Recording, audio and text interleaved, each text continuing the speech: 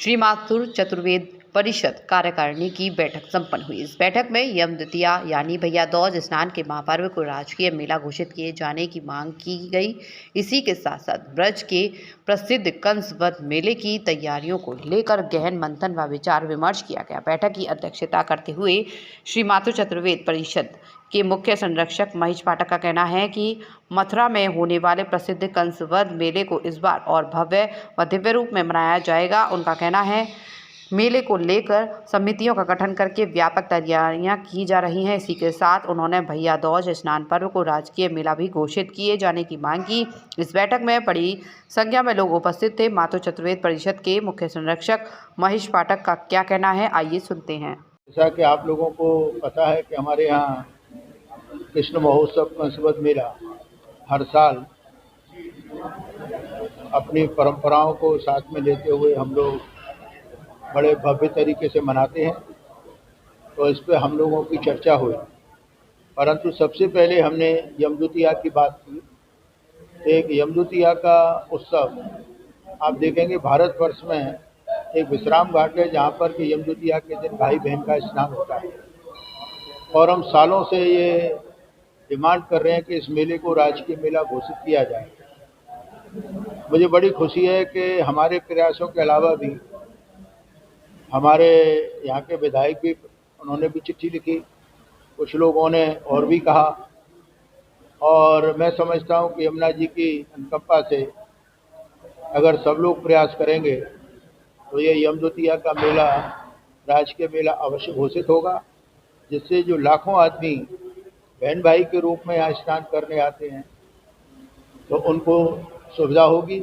आज बड़ी ही गंदगी भी रहती है, भीड़ भाड़ भी रहती है, व्यवस्था भी नहीं है, तो मेला होने से सब चीज़ सुचारू रूप से चलेगी। हमारा 4 दिन का मेला जो होता है उसके 2 दिन पहले हमारे यहाँ के बच्चे आजकल बड़े क्रिकेट प्रेमी हैं तो वो क्रिकेट खेलते हैं। तो ये 27, 28, 29 को 3 दिन उन लोगों का क्रिकेट मैच है, परंतु 29 को हमारे यहाँ गोपाष्टमी है, 30 तारीख को हमारे यहाँ भजन संध्या है, 31 तारीख को कृष्ण महोत्सव कंस वध मेला है और 1 तारीख को देवठान को हम भव्य दीपदान करते हैं। इसी को लेकर के हमने अपनी कार्यकारिणी में चर्चा की कि हम मेले को और कैसे भव्य दिव्य बनाएं। इसी को लेकर के क्यों कि हमारे समाज के 3 मेले निकलते हैं, एक कृष्ण महोत्सव कंस वध, एक होली का मेला और तीसरा यमुना छठ।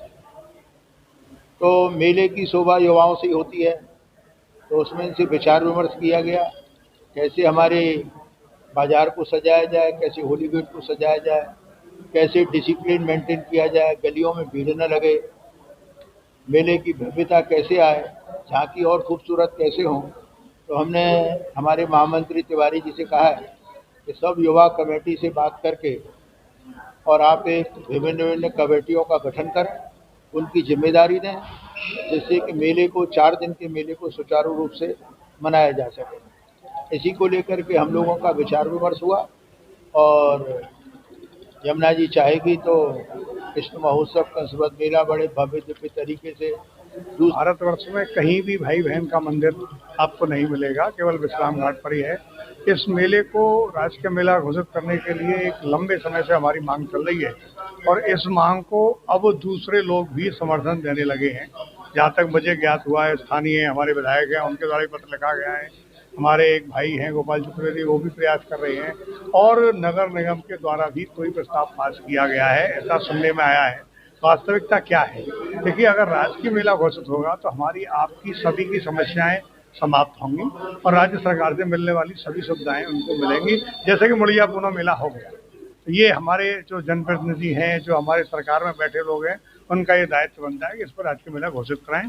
जहाँ तक माथुर गोपी कृष्ण हॉस्पिटल चिकित्सा के क्षेत्र में मथुरा का अग्रणी हॉस्पिटल एवं पहला टेस्ट ट्यूब बेबी सेंटर है।